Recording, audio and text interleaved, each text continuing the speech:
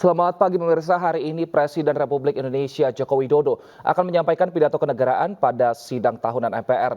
Sidang bersama DPR, DPD RI dan juga rapat paripurna DPR RI penyampaian RUU APBN. Bersama saya Wilson Purba, inilah special report pidato kenegaraan Presiden.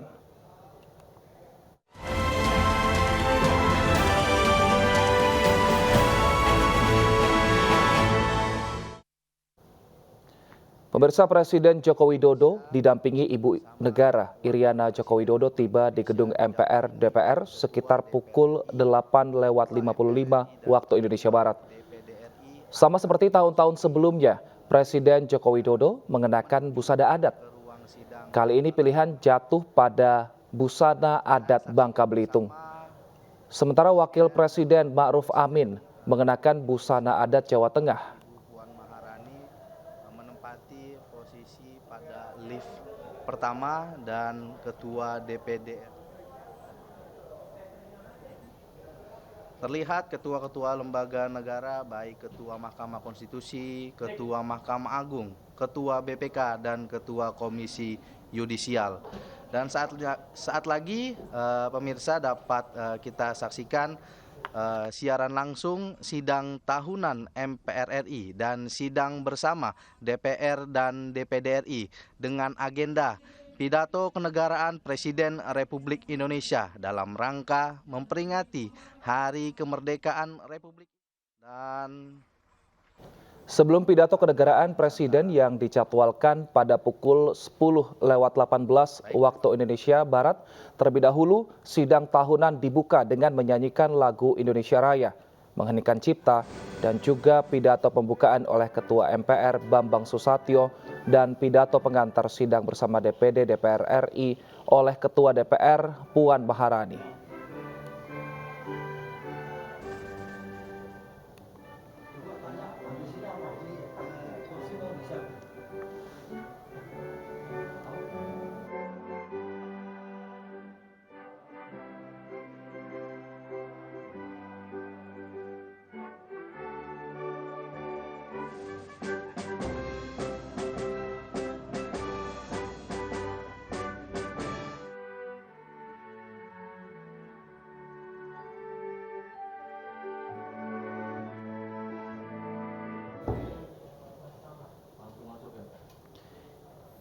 Badan Pengajian MPR Ya, pemirsa, saat ini Ketua MPR RI Bambang Susatyo sedang memberikan pidato pembukaan sidang tahunan. 1945. Memahami dengan seksama original intent pasal 3 Undang-Undang Dasar Negara Republik Indonesia tahun 1945 sebelum diubah menyatakan bahwa Majelis Permusyawaratan Rakyat menetapkan Undang-Undang Dasar dan garis-garis besar daripada haluan negara.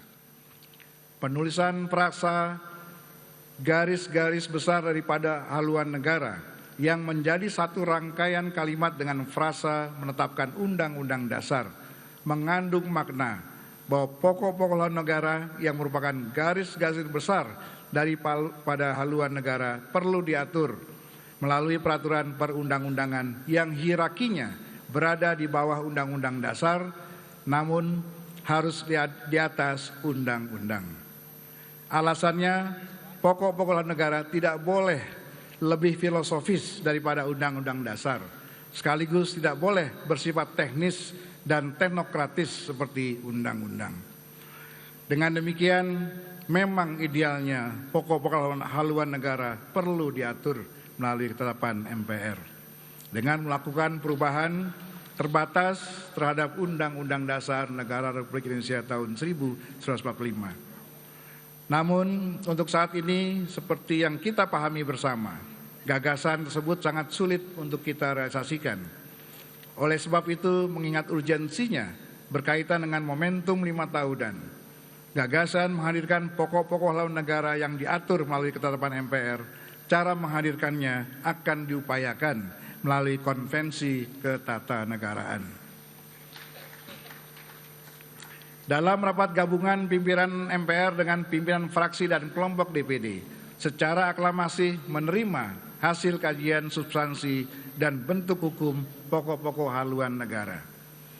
Untuk menindaklanjuti kajian substansi dan bentuk hukum pokok-pokok haluan negara tersebut, pada awal bulan September yang akan datang, MPR akan menyelenggarakan sidang paripurna dengan agenda tunggal pembentukan panitia ad hoc MPR dengan terlebih dahulu memberikan kesempatan kepada fraksi dan kelompok DPD untuk menyampaikan pemandangan umumnya. Dengan kesepakatan rapat gabungan tersebut, kita memiliki harapan untuk menuntaskan rekomendasi MPR tentang pokok-pokok haluan negara yang telah melewati 2 periode keanggotaan MPR. Dan yang paling utama, Bapak Presiden, dengan adanya pokok-pokok haluan negara, maka Indonesia akan memiliki peta jalan pembangunan yang memberi arah pencapaian tujuan negara dengan mempertemukan nilai-nilai Pancasila dengan aturan dasar yang diatur konstitusi. Sidang majelis dan dewan hadirin sekalian yang kami muliakan. Vaksinasi ideologi merupakan sosialisasi Pancasila, Undang-Undang Dasar Negara Republik Indonesia tahun 1945, Negara Kesatuan Republik Indonesia dan Bhinneka Tunggal Ika, atau lebih dikenal dengan istilah 4 pilar MPR. Yang dimandatkan kepada MPR adalah tugas mulia yang harus dilakukan sepanjang hayat. Untuk itu pimpinan MPR juga akan dibantu oleh Forum Aspirasi Konstitusi untuk menyerap aspirasi masyarakat. Pancasila merupakan dasar persatuan bangsa dan Indonesia adalah bangsa yang paling majemuk di dunia, terdiri dari ratusan komunitas etnik, budaya, dan agama. Di dalam rumah besar Indonesia kita hanya mengenal satu kata, satu tanah air Indonesia, satu bangsa Indonesia, dan satu bahasa Indonesia. Mimpi kita tentu tidak hanya tertuju dan berhenti pada tahun 2045. Saat Indonesia menjadi negara dengan posisi ekonomi keempat terbesar di dunia, kita harus berani bermimpi yang lebih besar lagi, menjadikan Indonesia sebagai pelopor dalam merangkul dan mempersatukan setiap perbedaan yang ada. Menjadi contoh bagi dunia yang benar-benar rukun dalam kemajemukan, peduli dengan kesejahteraan dan kemajuan rakyatnya. Kita harus berupaya agar Pancasila menjadi sebuah ideologi yang mempengaruhi evolusi dunia. Saudara-saudara sekalian, sidang majelis dan dewan hadirin sekalian yang kami muliakan, demikianlah beberapa hal yang dapat kami sampaikan terkait dengan perkembangan pelaksanaan wewenang dan tugas konstitusional MPR tahun 2022. Selanjutnya, sebelum kita mendengarkan laporan kinerja lembaga-lembaga negara yang akan disampaikan oleh Presiden, sekaligus pidato kenegaraan Presiden dalam rangka peringatan Hari Ulang Tahun ke-77 Kemerdekaan Republik Indonesia, palu sidang akan kami serahkan kepada pimpinan DPR dan pimpinan DPD. Ketua DPR, Ibu Dr. Honoris Causa Puan Maharani akan melanjutkan persidangan sampai ditutupnya sidang tahunan MPR dan sidang bersama DPR dan DPD. Dengan mengucapkan syukur alhamdulillah, izinkan kami mengakhiri sidang tahunan MPR ini dengan 2 bait pantun untuk menggugah kesadaran kita dalam berbangsa dan bernegara. Kupu-kupu terbang bersama kumbang, hinggap di dahan pohonnya palsu. Para capres dan cawapres tak perlu bimbang.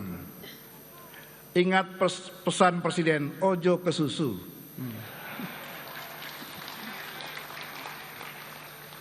Burung merpati terbang di atas sawah. Purnama datang dari negeri sebelah. Koalisi masih bisa berubah. Pemilu jangan sampai membuat kita terbelah. Demikian, lebih kurangnya saya mohon maaf. Semoga Allah Subhanahu wa Ta'ala, Tuhan Yang Maha Esa, senantiasa melimpahkan rahmat dan hidayah pada kita semua. Selanjutnya saya persilakan Ketua DPR Ibu Puan Maharani untuk melanjutkan dan memimpin sidang. Wabillahi taufiq wal hidayah. Wassalamualaikum warahmatullahi wabarakatuh.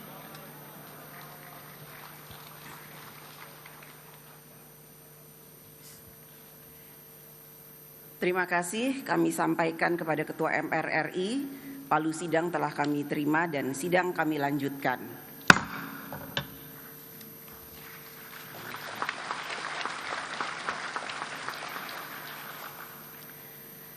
Assalamualaikum warahmatullahi wabarakatuh. Salam sejahtera untuk kita semua. Om Swastiastu, Namo Buddhaya, salam kebajikan. Yang terhormat Presiden Republik Indonesia beserta Ibu Iriana Joko Widodo. Yang terhormat Wakil Presiden Republik Indonesia beserta Ibu Wuri Estu Handayani Ma'ruf Amin. Yang terhormat Presiden kelima Republik Indonesia Ibu Dr. Honoris Causa Megawati Soekarno Putri. Yang terhormat Wakil Presiden ke-6 Republik Indonesia Bapak Tri Sutrisno. Yang terhormat Wakil Presiden ke-9 Republik Indonesia Bapak Hamzahas. Yang terhormat Wakil Presiden ke-10 dan ke-12 Republik Indonesia Bapak Yusuf Kala. Yang terhormat Wakil Presiden ke-11 Republik Indonesia Bapak Budiono. Yang terhormat Wakil Ketua dan anggota DPR RI. Yang terhormat Ketua, para Wakil Ketua dan anggota DPD RI. Yang terhormat Ketua dan para Wakil Ketua Lembaga Negara. Yang terhormat para Menteri Kabinet Indonesia Maju. Yang mulia para Duta Besar Kepala Perwakilan Negara Sahabat. Yang terhormat para Ketua Umum Partai Politik, Ketua Umum PDI Perjuangan Ibu Profesor Dr. Honoris Causa Megawati Soekarno Putri, Ketua Umum Partai Golkar Dr. Honoris Causa Insinyur Erlangga Hartarto MBA MMT, Ketua Umum Partai Gerindra Letjen TNI Purnawirawan Prabowo Subianto, Ketua Umum Partai Nasdem Dr. Honoris Causa Dr. Randers Surya Dharma Paloh, Ketua Umum Partai Kebangkitan Bangsa Dr. Randes Haji Abdul Muhaimin Iskandar, Ketua Umum Partai Demokrat Mayor Infantri Purnawirawan Haji Agus Harimurti Yudhoyono, Presiden Partai Keadilan Sejahtera Haji Ahmad Saiku, Ketua Umum Partai Amanat Nasional Dr. Honoris Causa Haji Zulkifli Hasan, Ketua Umum Partai Persatuan Pembangunan Dr. Honoris Causa Insinyur Haji Suharso Mono Arfa. Yang terhormat rekan-rekan pers, para undangan, hadirin yang berbahagia, yang kami muliakan seluruh rakyat Indonesia.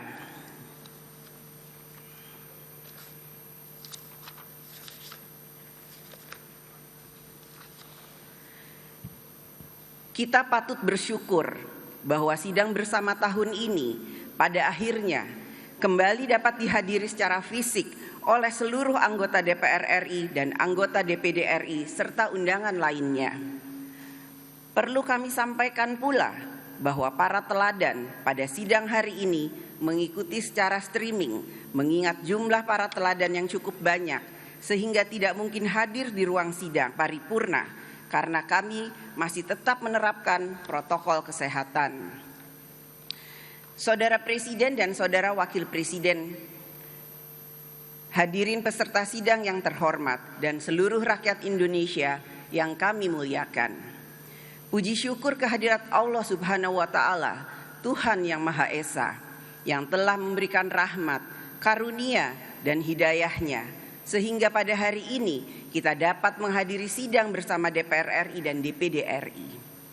Sebagai negara berdasar pada ketuhanan yang Maha Esa, kita tentu saja harus selalu bersyukur karena bangsa dan negara kita tetap dapat bersatu dalam menghadapi situasi yang sulit untuk menghadapi pandemi COVID-19. Pemerintah negara tetap dapat menjalankan tugasnya untuk melindungi segenap rakyat dan tumpah darah serta mensejahterakan rakyat. Sejak kasus pertama kali COVID-19 di Indonesia diumumkan, yaitu pada tanggal 2 Maret 2020, hingga saat ini, kita telah berada selama 29 bulan dalam situasi pandemi COVID-19. Dan kini, kita mulai memasuki masa transisi dari pandemi menuju endemi yang tetap perlu terus diwaspadai. Selama masa pandemi COVID-19 melanda negeri ini, kita melihat ideologi Pancasila telah bekerja dengan konkret memandu bangsa Indonesia menciptakan gerakan gotong royong yang masif. Secara bergantian dengan kesadarannya sendiri, warga masyarakat kita saling tolong-menolong.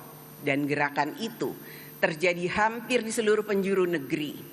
Gotong royong dalam skala besar ini saya yakini menjadi salah satu kunci utama kekuatan pemulihan sosial dan ekonomi pasca pandemi bangsa Indonesia.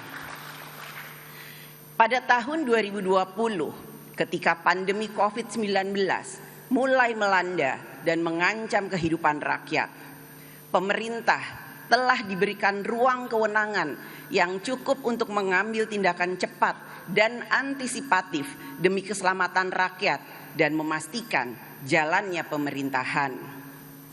Melalui Undang-Undang Nomor 2 Tahun 2020, Peraturan Pemerintah Pengganti Undang-Undang tentang penanganan pandemi COVID-19 diproses secara cepat dan cermat di DPR RI sehingga tidak terjadi kekosongan payung hukum untuk menangani pandemi yang melanda sebagian besar negara di dunia. Alhamdulillah, berkat kerja bersama kita semua, gotong royong, pandemi COVID-19 dapat ditangani dengan baik.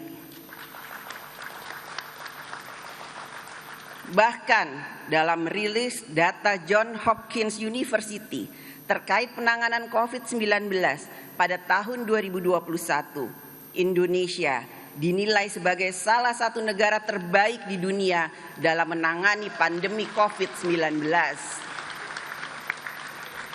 Inilah hasil kerja bersama kita, gotong royong melawan pandemi COVID-19. Dalam kesempatan yang mulia ini, mari kita berikan Dan pemirsa, saat ini masih dibacakan pidato pembukaan oleh Ketua DPR RI Puan Maharani. Dan untuk membahas mengenai pidato kenegaraan hari ini di studio sudah hadir ada dua narasumber kita yang akan membahas pidato kenegaraan. Sudah ada Juri Ardiantoro, Deputi 4 Kepala Staf Kepresidenan, dan juga Tama S. Langkun, Ketua DPP Bidang Hukum, HAM, dan dari Partai Perindo. Selamat pagi Pak Juri dan Mas Tama. Selamat pagi. Selamat pagi. Saya ke Pak Juri terlebih dahulu. Pak Juri, ini nanti seperti apa laporan kinerja yang akan disampaikan Presiden dan kemana fokusnya? Ya, secara umum nanti laporan atau pidato Presiden akan kita saksikan saja nanti pada saat Presiden menyampaikan pidatonya. Jadi kita tunggu saja isinya, tapi saya kira nanti ada banyak hal yang akan Presiden sampaikan, baik menyangkut laporan kinerja pemerintah maupun terkait dengan hal-hal capaian-capaian dan apa-apa yang pada intinya adalah bagaimana Presiden mengapresiasi kerja bersama antara pemerintah dan masyarakat selama ini dalam menangani berbagai persoalan kebangsaan, terutama krisis. Baik, selama setahun ini capaian mana yang paling mencapai target oleh Presiden dari kinerja-kinerja seluruh bidang pemerintahan? Ya, saya kira ada banyak hal ya. Nanti detailnya Presiden akan sampaikan. Jadi kita tunggu saja nanti Presiden. Baik, kalau dari Mas Tama kira-kira dari tahun lalu ada laporan kinerja juga, tahun ini ada laporan kinerja juga. Nah, selama setahun kinerja Presiden ini, kira-kira apa yang menurut Mas Tama paling sukses? Ya, saya rasa ada banyak torehan ya yang kemudian dicapai oleh Presiden ya, dari isu luar negeri, dari isu-isu lainnya, termasuk soal penegakan hukum. Nah, kalau saya melihat tentu saja ini soal prediksi ya, karena beberapa yang ramai kan kelihatan. bicara soal energi misalnya ada kenaikan BBM, ada bicara soal subsidi dan kemudian kebutuhan-kebutuhan lainnya, termasuk misalnya soal bagaimana IKN ke depan, kemudian juga hal-hal lain dalam konteks penegakan hukum, bagaimana kemudian kasus di tubuh Polri dan lain sebagainya. Artinya dalam setahun tentu saja ada banyak peristiwa, tapi kita juga nggak lupa bahwa kita masih belum keluar dari COVID ya, yang kemudian itu juga sudah muncul dari mulai 2019, 2020, yang tentu saja sekarang pun juga pada prinsipnya Pak Presiden, negara kita ini masih dalam bayang-bayang COVID.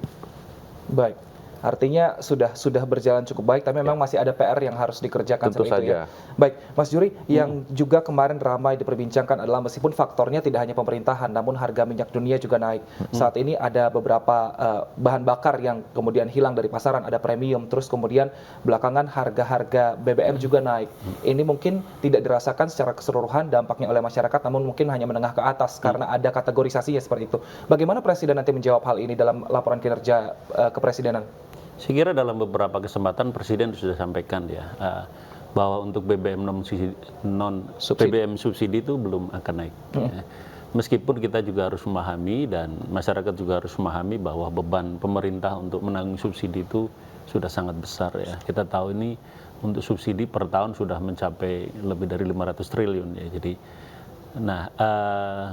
selama ini subsidi menjadi ditanggung oleh pemerintah dan sementara untuk BBM non subsidi tentu ini akan menyesuaikan dengan harga pasar ya. Tapi yang perlu menjadi kita pahami bahwa komitmen pemerintah untuk menahan harga dan membantu masyarakat dalam penggunaan BBM itu yang harus kita lihat. Baik, berarti kita masih menantikan seperti apa penjelasan dari Presiden dalam waktu 45 menit yang sudah disediakan nanti. Tapi kalau untuk laporan dari Kementerian sendiri kepada Presiden, adakah mungkin hal-hal yang tercapai dan bahkan lebih dari capaian yang seharusnya ditargetkan Presiden, mungkin misalnya dari Kementerian Perekonomian yang mungkin bisa menstabilkan inflasi di Indonesia dan mungkin untuk kuartal pertama dan kedua ini capaiannya cukup menyenangkan lah seperti itu. Ya dari sisi ekonomi banyak ya bisa kita lihat ya, inflasi bisa kita tekan, pertumbuhan ekonomi malah melebihi dari ekspektasi kita. Kemudian UMKM, digitalisasi UMKM juga begitu masif itu ya. Jadi pertumbuhan ekonomi juga tinggi ya, di atas 5%. Jadi secara ekonomi kita patut membanggakan meskipun Presiden berkali-kali mengatakan meskipun demikian kita harus tetap waspada. Karena dinamika dan perubahan dinamika global ini juga sangat sangat dinamis dan kita perlu mewaspadai perubahan itu yang tentu saja berpengaruh terhadap situasi di dalam negeri. Baik, saya ke Mas Tama. Mas Tama, perwakilan dari Perindo di pemerintahan adalah Wakil Menteri Ekonomi Pariwisata, maksud kami Wakil Menteri Pariwisata dan Ekonomi Kreatif. Bagaimana tanggapan dari Ibu Angela mengenai kinerja Presiden di bidang pariwisata, apalagi saat ini mungkin belakangan baru dibuka border dari luar negeri ke Indonesia. Apakah respon dari mancanegara ini cukup positif dengan dibukanya wisata kita kembali? Iya, saya rasa ini juga menjadi salah satu capaian Pak Presiden ya di era ini, di tahun ini. Dan kemudian juga hal lain yang menurut saya juga nggak kalah menariknya adalah soal peraturan pemerintah yang kemudian menjadi pendukung gitu, bagaimana kemudian hak kekayaan intelektual kemudian dia bisa dijadikan jaminan dalam konteks usaha. Jadi artinya beberapa hal dari mulai tadi misalnya soal pariwisata, kemudian juga yang lain-lain justru juga bagaimana UKM ini kemudian juga bisa lebih berdaya dan kemudian juga ekonomi kreatif yang kemudian pertumbuhannya cukup pesat, ini pun juga sekarang mendapatkan support ya. Salah satunya tadi soal misalnya haki itu kan hal yang baru, hal yang kemudian juga masih fresh, itu sudah ada produk hukumnya dan kita berharap ini kemudian bisa dijalankan dengan baik ya, karena memang tantangannya juga tentu saja nggak kalah besarnya. Betul. Baik. Nah, tantangan yang tidak kalah besar itu seperti apa tantangan yang harus siap-siap nih pemerintah hadapi?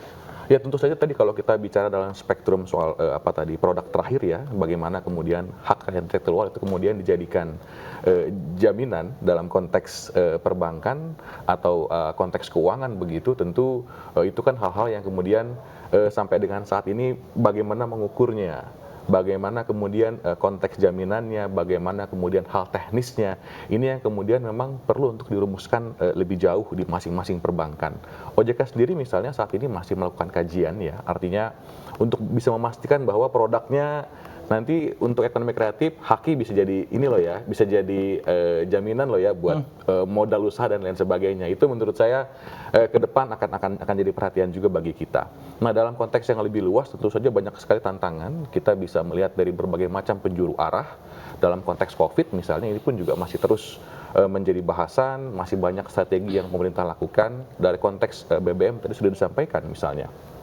Kita ada dalam posisi yang dalam bayangan saya cukup dilematis ya. Tadi disebutkan angkanya sampai 500 triliun untuk subsidi.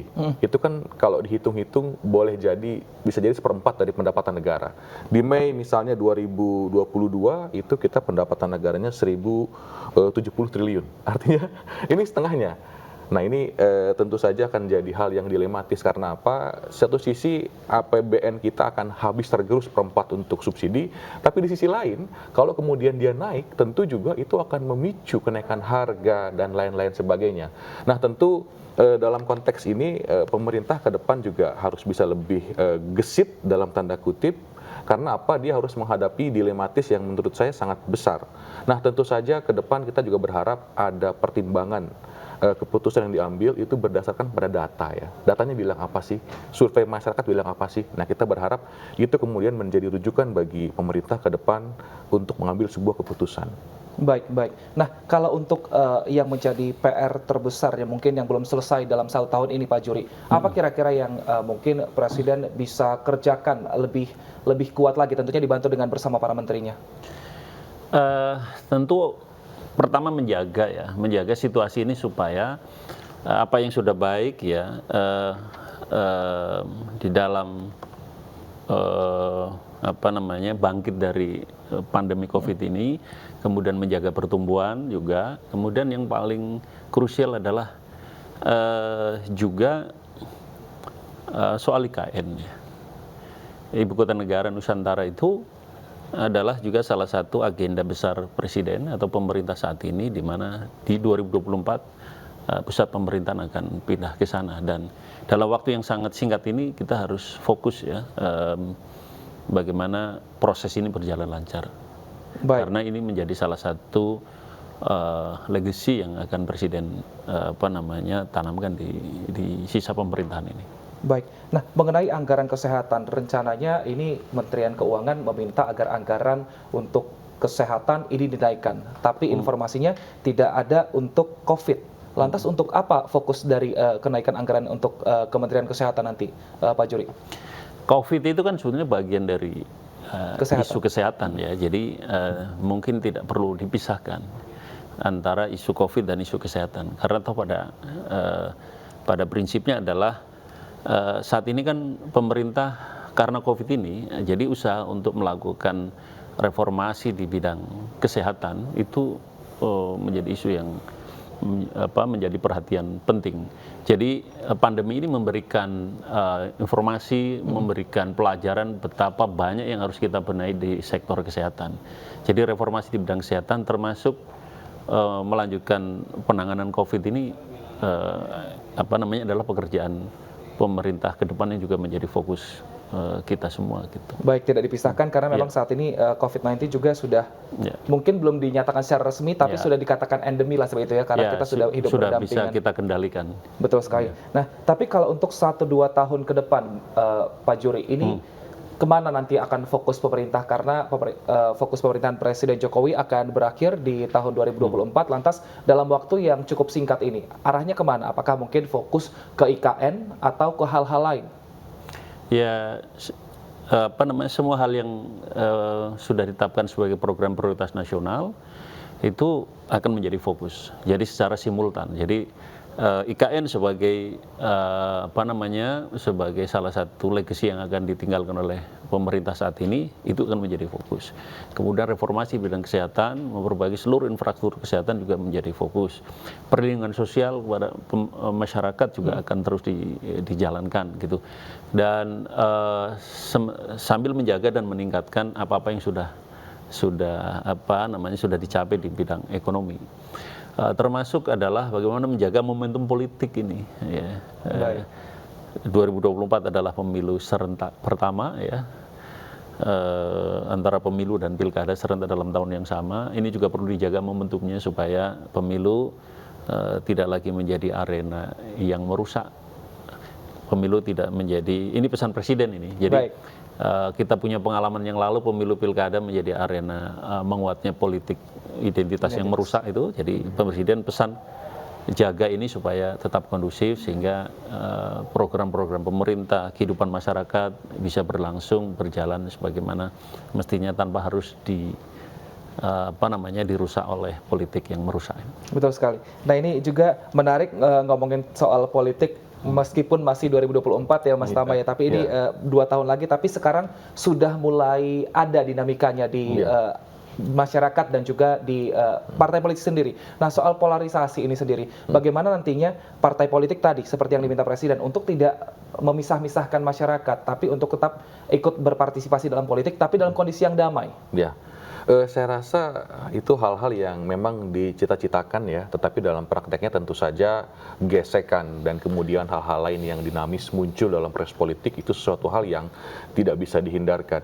Dalam kontestasi kepala daerah saja misalnya, kita masih punya satu momentum yang krusial karena beberapa akan habis sebelum 2024. Tentu ada PLT di sana, bagaimana peran Kemendagri di sana untuk mencari orang-orang yang memang dia sesuai dengan proporsinya, mampu mengendalikan situasi di daerahnya. Ini juga kemudian kan menjadi salah satu concern dari Pak Jokowi ya, yang artinya juga itu salah satu asal muasal bagaimana kemudian pemerintahan daerah tetap bisa berjalan, tetap bisa stabil tanpa kemudian dia bisa terganggu oleh proses politik yang kemudian sekarang sedang terjadi. Nah, konteks pencalekan di masing-masing partai saya rasa juga sudah mulai berjalan. Begitu juga dengan kepala daerah yang saya rasa mungkin incumbent yang lagi membidik lagi jabatannya, kemudian ada pihak-pihak lain yang mencoba untuk masuk dalam ada kekuasaan di daerah. Itu pun juga sesuatu hal yang memang tidak bisa dibendung dan tidak bisa dihalang-halangi. Artinya persaingan yang kemudian akan melahirkan situasi-situasi tertentu tentu tidak bisa dihindarkan juga. Baik, nah ini transisinya ini kan nanti akan ada PLT-PLT yang didatangkan dari Kementerian Dalam Negeri untuk eselon 2 nanti akan ditugas-tugaskan ke daerah-daerah. Pak Juri, ini bagaimana pemetaannya? Apakah sudah disiapkan tentunya untuk tetap menjaga pemerintahan daerah agar tetap berjalan dengan baik? Ya, Presiden sudah minta Pak Menteri Dalam Negeri ya untuk menyiapkan seluruh proses transisi pemerintahan di daerah. Jadi dalam rangka mengisi kekosongan pejabat definitif kan akan diangkat penjabat kepala daerah ya, baik bupati, wali kota maupun gubernur dengan persyaratan yang saya kira kita sudah tahu. Untuk mengisi jabatan bupati, wali kota akan diangkat dari ASN, jabatan tinggi pertama, sementara yang gubernur adalah jabatan tinggi madya setara eselon 1. Nah, tentu ada beberapa hal yang menjadi koridor atau yang menjadi prinsip-prinsip di dalam penunjukan pejabat kepala daerah. Pertama, bahwa pejabat kepala daerah itu adalah harus bisa menerjemahkan apa yang menjadi visi dan arahan Presiden di daerah untuk dieksekusi. Jadi ada banyak hal yang memang menjadi sorotan di dalam implementasi arahan Presiden di lapangan. Oleh karena itu pejabat kepala daerah itu harus bisa menjadi semacam kepanjangan tangan pemerintah pusat untuk mengeksekusi apa-apa yang harus dilakukan di lapangan di daerah ya. Nah, yang kedua, pejabat kepala daerah itu harus mampu mengkonsolidir kekuatan daerah untuk bisa sama-sama dengan pemerintah pusat mengatasi berbagai persoalan yang dihadapi, baik mengenai kesehatan, ekonomi maupun masalah-masalah sosial yang lain. Baik. Dan yang terakhir, yang ketiga, Presiden pesan untuk pemilu 2024 kepala daerah harus betul-betul bisa memfasilitasi secara teknis, membantu penyelenggara pemilu dan menjaga kondisivitas daerah. Baik, ini semoga diharapkan didengarkan nanti oleh pejabat yang akan bertugas di daerah-daerah. Dan pemirsa, dialognya masih akan kami lanjutkan usai jeda berikut bersama dengan narasumber kami di studio. Tetap bersama kami.